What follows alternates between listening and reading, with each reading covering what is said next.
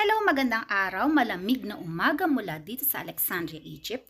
Ang topic natin today, mula kay Elizabeth Dalagan, 6353. Ang tanong niya, bakit si Hadi okay lang sa asawa niya na di siya nag-Islam? Ang sweet nila, nagmahalan.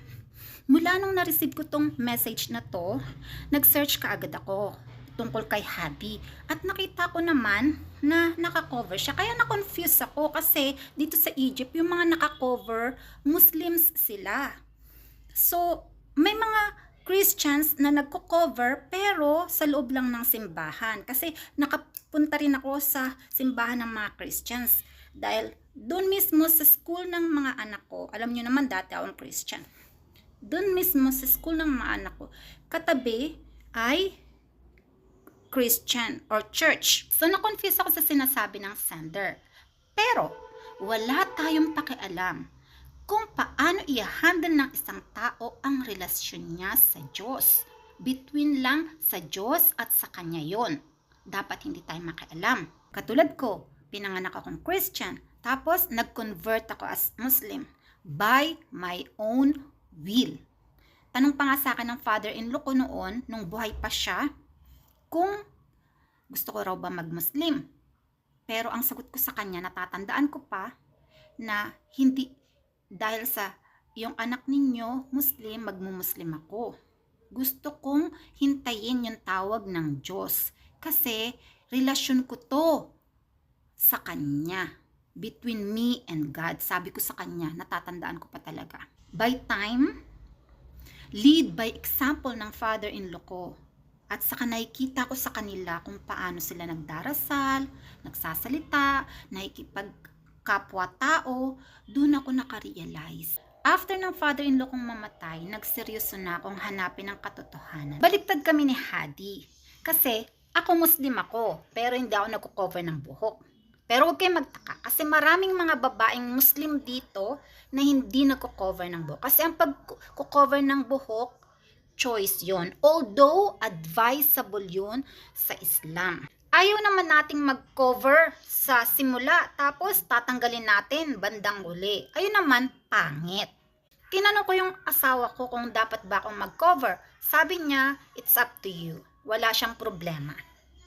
Kasi, hindi maganda yung nagko-cover ka. May nakikita kasi akong mga babae dito, nagko-cover sila, tapos after a while, kapag maganda na reband yung buhok nila, o kaya nagpakulay sila ng buhok, tinatanggal nila yung cover nila. Yun naman, ang pangit. Yung tanong na bakit okay lang sa asawa ni Hadi na hindi siya mag-Muslim, hindi ko rin alam.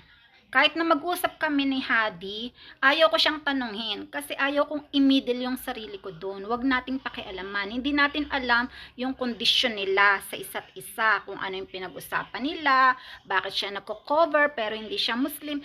Ayaw natin tanungin yun. Huwag nating panghimasukan yun. Buhay nila yun.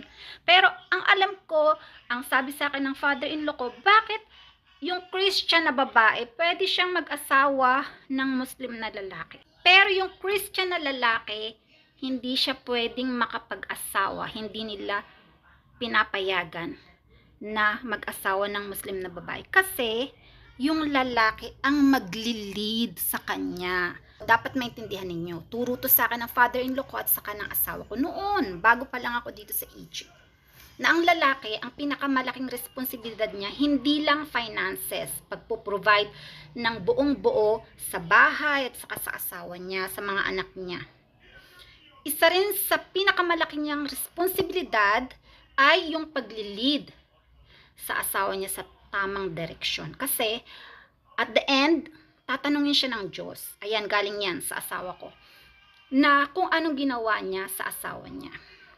Kung nilid niya ba na magdasal, nilid niya ba na makinig sa aral ng Islam, o ano bang ginawa niya habang nabubuhay ito. Nire-remind niya ba magdasal ka, kailangan mo to, gumawa ka ng fasting, kasi yung mga importante. So, hindi natin masasagot kung bakit pabayaan natin sila. Kasi yun yung choice nila. Doon sila komportable. Buhay nila yun. Hindi naman tayo nakatira sa bahay nila. Kaya hindi natin alam. At yung comment na ang sweet nilang nagmahalan, Kapag may nakikita kayong couples sa social media na maganda yung samahan, ang sweet nila, at maganda yung bonding nila, gumagawa sila ng video, masaya sila, lagi kayong magsasabi na mashallah para ma-break yung black eyes natin, yung evil eyes natin. Hindi natin kasi alam kapag nakakita tayo, nanonood tayo ng ganong mga tao, meron tayong inggit, hindi natin nakikita yon sa sarili natin, pero natural yon, meron talaga tayo nun kahit hindi natin aminin o hindi natin mapansin. Kapag sinabi nating mashallah, nabi-break yung curse mula sa atin. Kasi hindi natin alam. O baka alam natin na bawat isa sa atin may evil eyes. Pero hindi natin mean. Kaya nga kung mapapansin ninyo, maraming couples ang naghihiwalay. Whether may problema sila sa pera, may problema sila sa relasyon, may problema sila sa pamilya, o sa pag-uugali. Hindi natin alam kung ano yung mga totoong buhay nila. Pero pwede rin na dahil sa manonood nila. As sabi ko nga sa inyo, bawat isa sa atin may evil eyes. Hindi natin mean, pero ayun ang epekto sa kanila. Kaya nga, kapag sinabi mong mashallah, nabi-break yung curse na yon, yung evil eyes na yon. Sabi nga ng isang famous sheikh, yung sheikh, sila yung naglilid ng dasal sa mosque at saka nagtuturo ng Islam. Huwag nyo raw i-expose yung relationship ninyo sa asawa ninyo or sa partner ninyo. Kasi marami daw tao na nanonood at pwedeng-pwede kayong maghiwalay hindi dahil sa nila, dahil sa evil eyes. Kaya maraming mga Muslim Arab men na may kapartner sa atin na ayaw nilang i-post yung status ninyo, yung picture ninyo sa social media. Hindi dahil sa nahihiya sila, dahil naniniwala sila sa ganun. Meron din naman mga tao na ayaw nilang ma-expose, pero marami rin sa kanila na ayaw masira yung relasyon ninyo sa isa't isa. Kaya huwag kayong magdadrama kapag ayaw ng partner ninyo na i-post yung social status ninyo, yung relationship ninyo. Okay, picture. Pero huwag nyo nang dagdagan ng my husband, give me a gift, o kasi ini-expose ninyo yung sarili ninyo sa evil eyes. Kaya magsasabi kayong mashallah, hindi lang sa mga couples, kundi rin sa kapag may nakikita kayong cute na bata, malaking katawan na lalaki, sexing babae, magandang sasakyan, magandang bahay, sabi kayo ng mashallah kasi ayaw naman nating masira kung anong meron sila. 'Di ba? Wala naman tayong benefit na makukuha doon. Kaya ipagdasal na lang natin na i-bless sila. At huwag kayong maiinggit sa relasyon ng ibang tao kasi magkakaiba-iba tayo ng ugali, ng buhay, ng sitwasyon. Ang relasyon, kung gusto ninyong masaya, gawin ninyong masaya.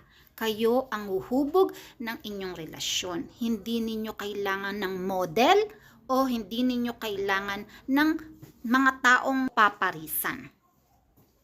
Ayan. Sana may natutunan kayo ngayong araw na to. At salamat sa nagbigay sa akin ng topic. Hanggang sa muli. Have a good day. Bye!